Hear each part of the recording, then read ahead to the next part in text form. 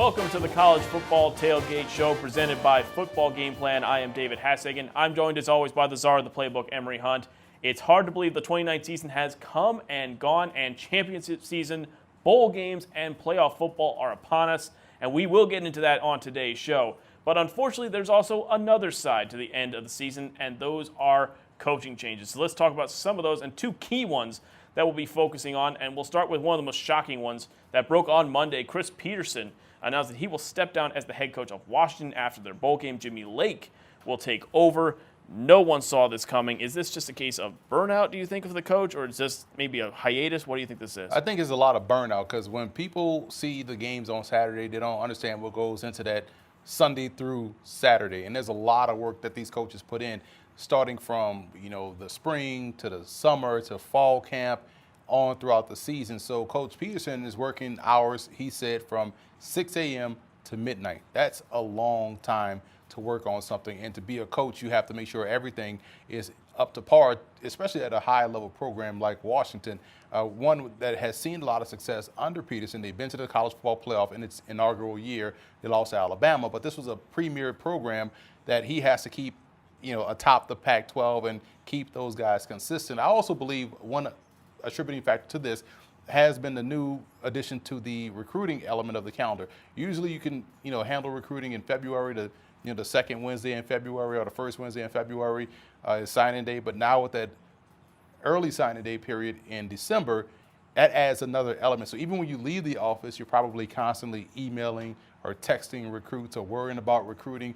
Anytime you get off, you're hitting the road trying to get those recruits to commit stronger or even get those commits to sign. So you add the two recruiting windows now, along with the Power 5 schedule, along with the pressures of winning this in this era of college football, trying to get into the playoffs and everything like that, and all the hours that you put in. I think he was significantly burnt out. I'm surprised that you don't see more coaches take this approach. Again, this is a guy that's a tremendous coach, great coach, but definitely I thought he was burned out. That's why we see it right now. He's stepping into an administrative role, which is good for him. Right. Still around the program. But at the end of the day, that coaching business is one not for the faint of heart, and we've seen a lot of guys take a step back. We saw Urban Meyer do it twice, take leaves of absence and go and either retire or go into TV and now back into coaching. He's loving TV now. So I think burnout here is tough to see him go because he's definitely one of the great coaches. But Lake is a fantastic defensive coach. He's going to carry that torch really well for Washington in this program. And we wish Coach Peterson luck in his new role. Meanwhile, some different news at the University of New Jersey, Rutgers. Greg Schiano is back. The deal looked dead on Friday. It was confirmed on Sunday. It's becoming official on Tuesday. Money is now flooding into this Rutgers program. Schiano says he wants to raise about $75 million to make this a true Big Ten facility, but can he revive that winning culture that Rutgers had before they moved to the Big Ten? Here's the issue about the Schiano hire, and I think people are looking at it as a name that has success, and that's all true. But when he had success, it was in the Big East. And even in that conference, he was losing to Miami, the Virginia Techs. Louisville. He beat Louisville the one year, which everybody remembers that game in Piscataway where the kicker points up at the camera. And so it was a great, the students stormed the field. That was a great time for Rutgers. And he had this program winning 9 games throughout the latter part of his tenure. So he started off slow, building that foundation, then started to hit his stride. And I want to say in 2007, I believe, or 2008, he started to hit his stride and started to win 9 games here, 9 games there, producing first-round picks. Ray Rice was a great player in the second round, so he was producing NFL talent. So he had this program going in the right direction. Then he left and went on to the NFL. But Rutgers right now is in a unique spot. You're talking about a metropolitan program. You're talking about a program that has probably top 5 talent-wise high school football in this country. Jersey is constantly pumping guys out. They're in the export business as far as pumping out talent. Rutgers had their success when Schiano came in and was able to put a fence around Jersey, keep a lot of that great in-state talent in the state of New Jersey to go to Rutgers. So his task is going to be he's going to have to do the same thing once again, get those guys to stay home, and not only get those guys to stay home, but develop the talent and get wins in the Big Ten. This is not the Big East anymore. You don't get to play your Syracuses and teams like that. You have to do what you did in the Big East against your Penn States, Michigans, Ohio States, those teams you will have to beat, and your out of conference will probably be a little bit stronger now because of the high expectations. So they got a familiar face, a guy that has success with this program. He has tremendous ties with the high school coaches in this area, so that should help him get talent. But it's going to be a results business. Yeah, you're going to need the facilities. I get all that, but you have to win in the Big Ten, and it's not the Big East anymore. Well, Schiano's in for the long haul. This contract sounds like it's going to be a big one. So now the question is, can the Rutgers faithful have the patience to let Schiano build this program like he did before? They have no choice. Let's get into some of the big championship games, and we'll start with a couple here with some huge college football playoff implications. We start in the Pac-12. Utah sits there just on the brink, perhaps, of a top 5 spot, maybe that spot in the Final Four. They got Oregon coming in, who kind of ruined their own chance, losing to Arizona State a couple weeks ago, but they can still spoil the party and open up the floodgates to a whole bunch of other teams. Well, here's a checklist that you have to look at. Is it a big game? Check. Does Herbert fold in big games? Check. They won't win this game against Utah. Utah should win comfortably against Oregon. They see the light at the end of the tunnel. One thing I love about the Oregon Ducks, all seriousness, their offensive line, their defensive line should give them a chance in this game. Unfortunately, they're facing one of the more efficient quarterbacks in the country in Tyler Huntley and one of the best defenses in the country in Utah. Those Utes play the SEC style of football. They are the SEC team of the West. I love the way they play on offense and defense. They'll win big, in my opinion, against the Oregon Ducks. And the secondary will be key for Utah. They've had a big year so far in this one. The other game is in the Big 12. The Big 12 title game taking place between two teams that technically still have a chance, Oklahoma and Baylor. Oklahoma, obviously, they're more in the driver's seat. They're ahead in the rankings, but Baylor's the team that put the scare into them just a few weeks ago. Both teams sit with just one loss. Does the winner of this game have a chance no matter what Utah does? I think if Oklahoma wins, they have a chance. But if Baylor wins, they don't have a chance because they lost a game, and they will probably lose out to Utah because of what Utah is able to put together on field. So I think when you look at this matchup, the rematch, it's going to be about defense. Can Oklahoma's defense get off to a great start, unlike they did in the first meeting? And you look at the offensive side of the football, Jalen Hurts, when he protects the football, they're going to play unstoppable type of an offense, and I thought they did that against Oklahoma State. This is going to be a great game, probably the best game of the weekend, but I do like Oklahoma in a rematch to get the win and put themselves in position to get into the playoffs. It'll be interesting to see how Baylor adjusts offensively in the first half of that first game. They were excellent. Second half, it disappeared.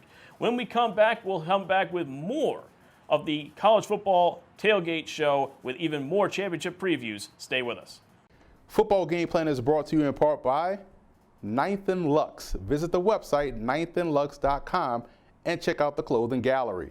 Do You Music with featured artist IW in his latest album, Season 2. You can check that out on iTunes as well as doyoumusic.com.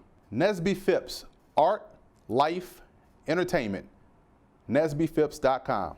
Grind It Out Fitness. Visit the website grinditoutfitness.com and download the app.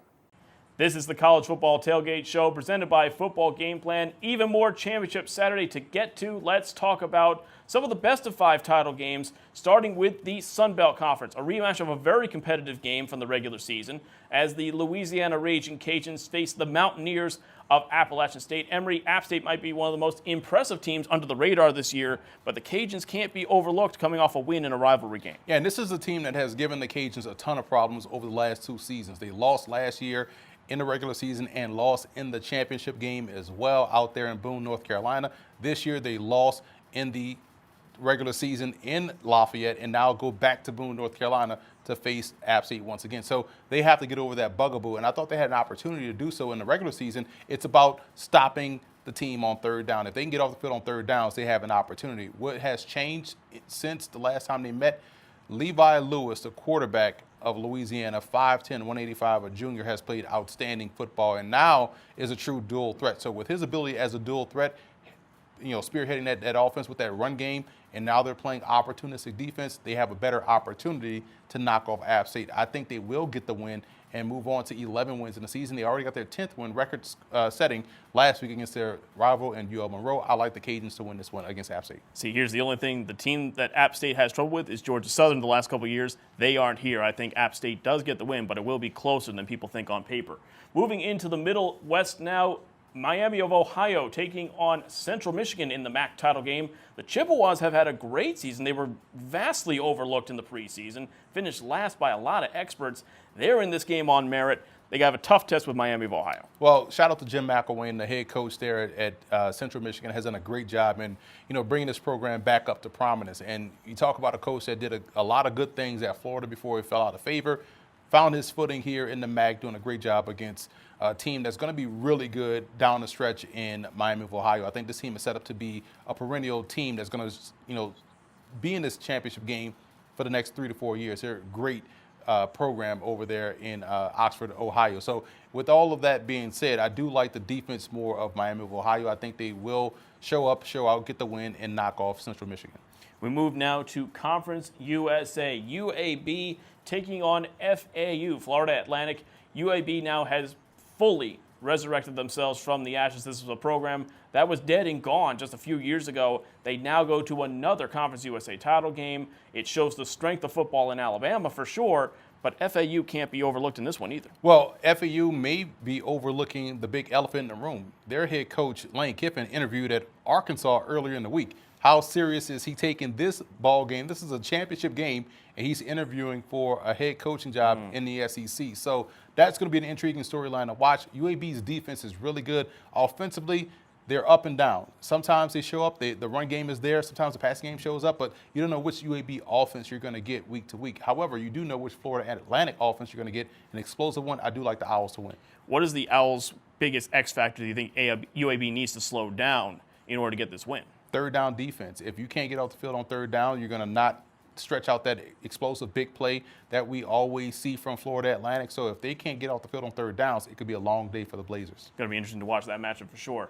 And next, before we go to break, it's a critical one in the AAC. A rematch from just a couple weeks ago, Cincinnati facing off against Memphis. The rankings could decide who makes it to a New Year's Six Bowl between these two teams. Expect a lot of points in this one. The defenses might as well just stay on the bus, make it 11-0, and see what happens. I was disappointed in Cincinnati's defense in the first matchup. They could not protect the perimeter. They allowed Memphis to get the edge. Memphis has explosive talent in the backfield. They go 3 deep in the backfield. If they can't keep that offense bottled up between that tackle-to-tackle box, it could be the same story once again for the Bearcats. I do love their offense. I do love how Luke Fickell coaches their offense. They spread, but they can also still run the football. They're going to have to play ball control. Their best defense is going to be their offense's ability to stay on the field. I just can't get that ugly taste of, nasty taste of Cincinnati's defense in the first meeting against this ground game of Memphis. I think the Tigers double down, get the win once again to knock off the Bearcats. Could be interesting to see if they are the top-ranked team to go to a New Year's Six Bowl. Do you think they have a chance in one of those games if they were the team to make it? I don't know. You look at what's ahead of them. They have to hope that Oregon gets blown out. They have to hope that teams ahead of them like Alabama gets blown out. They have to hope that Auburn gets blown out. So they need a lot of help to get into that because you still have Notre Dame sitting in there in the mix, and you have to worry about the independent factor. You have to worry about how good the teams up at the top are winning. So let's say LSU goes in and blows out Georgia. Now that could open a door for them. But if Georgia plays a competitive game but still loses out of the playoff, that will push out one of these Group of 5 teams out of that New Year's Six Bowl. Going to be interesting to watch that for sure. And always important watching this last weekend of the year. A lot of people kind of forget about it because of the college football playoff, but there are still massive implications in all of these games. And when we come back, we will have 4 more title games to break down on the other side of this break on the College Football Tailgate Show here on the Game Plus Network. Stay with us. Be sure to order your copy of the Go-Go Offense by Coach Brennan Marion on footballgameplan.com/GoGo Offense. Coach Marion goes through the ins and outs of his explosive offense, one that's tearing up the college football field and putting a lot of points on the scoreboard. Again, you can order your copy at footballgameplan.com/GoGo Offense. Welcome back to the Football Game Plan College Football Tailgate Show. Just 4 more games to talk about before we look forward to bowl season. Let's start with the SEC title game. No Crimson Tide this year, but it will be LSU facing off against Georgia. Georgia will be without a few key pieces for at least part of this game. If the Tigers win, that opens the door for Utah and Oklahoma. If Georgia wins, all hell breaks loose in the college football playoffs. Well, if Georgia wins, I think that just ensures that LSU and Georgia will be in the college football playoff. It does push out perhaps a champion of the Big 12 or Pac-12. So if Georgia wins, that pushes those two teams out, I believe. But in this matchup, if you're Georgia, you're facing number one offense in the country, a team that loves to work touchdown to check down their passing game. It's a strength versus strength battle. Georgia's defense has been the most consistent part of their football team this year. On the flip side, their offense could find themselves getting healthy against this LSU defense, which has been the weak spot of that Tigers football team this year. More in particular, the secondary. They tend to give up a lot of big plays in the passing game. Does that mean anything for Fromm and the weakened receiving core? We don't know. I doubt that's going to be the case in this one. So LSU, to me, they can run the ball, they can throw the football. They have what I think is going to be the Heisman Trophy winner in Joe Burrow. Defensively, I like what I saw last weekend from them against Texas A&M. So they're getting better. I think they slow down the Dogs and knock out Georgia. It could be interesting because Georgia will be without several of their receivers and several key players due to suspension. There was a lot of feistiness between them and Georgia Tech last week. If they keep it close for a half, that might be the key to maybe keep them in this game in the second half when they get everybody back. The real other question is, does Joe Burrow go with his normal spelling on the back of his jersey, or does he go to the Cajun version on the back of the jersey? We'll have to see how that one goes. Next, the Mountain West title game. Hawaii taking on Boise State. Boise State, you'd expect to be in this position. They're a perennial power in this conference. But Hawaii has quietly had a heck of a year. Tremendous on the offensive side of the ball, but you have a lot of questions about their defense. Their defense is atrocious. And that right there is not what you want to hear when you're facing a team that does a great job of controlling the football in Boise State. They can run the ball with effectiveness. They are complementary in their passing game, so they're not going to blow the doors off you deep down the field, but they're going to work that intermediate area and really is going to be a death by 1,000 cuts dealing with this Boise State offense. So if they completely are able to play better defense than what we've seen the entire season from Hawaii, then they have a shot because their offense is pretty good. They're explosive, but their defense will be a problem in this ball game. I think we'll see Boise State take the air out of the football like we saw them do in the first matchup. I think we'll see another repeat of that in the Mountain West title game. I like Boise State. Going to be interesting to watch that one, a pure offensive matchup, which you usually see in the Mountain West. We move now to the ACC. Clemson taking on Virginia. UVA finally broke the streak after 15 losing years to Virginia Tech. Got the win last week. That earns them the spot. But what do they have to do to beat this Tigers team who, yes, they're coming out of a weaker ACC than we're used to seeing, but they're still undefeated? Well, they have to close the door if they have a lead. We saw them build a big lead against Virginia Tech, only to let Virginia Tech back in the game. Now, you could chalk that up to it being a rivalry game, and you have the unknown element. Things get crazy in rivalry games. We see that all the time. But their defense, which has a ton of athleticism, especially within the front seven, can cause problems for Clemson. So I know Clemson right now is a 28.5-point favorite in this ball game. Defensively, I think Virginia can keep that within reason. They can keep this game close. So the focus will then go to their offense. Can Bryce Perkins and company put enough points up on the board against this very tough and now great Clemson defense that we have seen get better since the midway point of the season? So if that's the case, this one will be very close. We've seen Clemson play close games in the ACC title game back when they had Deshaun Watson. Last year's team was an anomaly. They were fantastic on both sides of the ball. Trevor Lawrence did his thing. So we'll see if that's going to happen again in this one. But I just don't trust Virginia's offense enough. It seems like it's just a lot of Bryce Perkins dropping back and scrambling around and creating big plays with his legs. I think Clemson will win this one in a rout. And we move to the last game, and this might be the most competitive matchup of any of the championship games. Ohio State versus Wisconsin in the Big Ten. Ohio State crushed Michigan. Wisconsin knocked off Minnesota. It's a battle of momentum in this one. It's also going to be a battle at the offensive front and defensive front for both these teams. They both love to run the ball. Well, let's start with Ohio State in this ball game. First of all, Justin Fields should be in New York for the Heisman Trophy because of one play last week against Michigan. He gets hurt. Looked as though it was going to be an ugly injury. They put the knee brace on. He comes back out and throws a dime deep down the field for a touchdown. So with the way he's playing as a true sophomore, he's playing phenomenal football. He's doing a great job of being an asset and not a liability.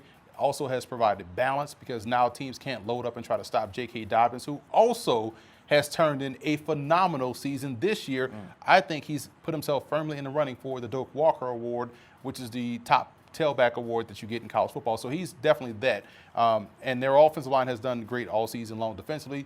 Since they got Chase Young back, he's another one that should be in New York for the Heisman Trophy. So they're complete. I think they are the most complete team in college football. So they bring a lot to the table in this ball game. If you're Wisconsin, what you bring into this game, Jonathan Taylor, who should be a Heisman Trophy finalist and should also be in the running for the Doak Walker Award. And he's another one of these players that, hey, when all else fails, you'll lean on his ground game. But obviously, Ohio State knows that. They're going to come in and try to take him away, which puts a lot of pressure on Cohen, the quarterback, to have to step up and make some throws. He doesn't have to go out there and beat Justin Fields, but he has to be better than Alex Honeyberg, who was the starter last year, who's now down at Florida State. If he can be complimentary and keep the offense on pace, keep that explosive Buckeye offense off the field, they have a shot. Because defensively, this is not the same Wisconsin Badger defense we saw earlier in the year, not the one that we saw last year. So they have a lot that they can work with, but this just is such a complete team, Ohio State. I just don't see a way they lose this game against Wisconsin. And even if they lose, I still think they will have enough to be in the playoffs. You know, Wisconsin won't jump them and get into the playoffs. The Pac-12 champ won't jump them, or, you know, the Big 12 champ won't jump them. Ohio State, win or lose, is going to be in the playoffs because this team is still one of the best 4 in the country. Going to be interesting to see that, especially if Georgia knocks off LSU, though. If Utah and Georgia both win, that could be a question of whether Ohio State gets in if they get the loss. But I agree with you. I think they are one of the top 4 teams in the country. I think if Wisconsin has any chance, there's going to need some big playmakers in the secondary to step up and shut down Chase Fields. But that's going to be really, really tough. Well, if Wisconsin wins, that puts them, I think, in one of those New Year's Six bowl games as a reward for knocking off the top team in the country. But I don't see them, Ohio State I'm talking about, just being completely left out of the playoffs with one loss, although it is a conference championship game. This is still one of the best 4 teams regardless. If you're watching those, you know, if you're just going by the eye test, you still would take Ohio State over LSU, Clemson, any other combination for the 4th team that you would. Well, that'll be interesting to watch, and this will be the last week of the regular season. That'll do it for the College Football Tailgate Show. Don't forget to go to footballgameplan.com and youtube.com/footballgameplan for the FCS Kickoff Show, and check out the FCS Opening Drive podcast on SoundCloud and iTunes for all of your FCS news and notes every Monday. For Emory Hunt, I'm David Hassagen. Enjoy the final week of the regular season. Thanks for watching.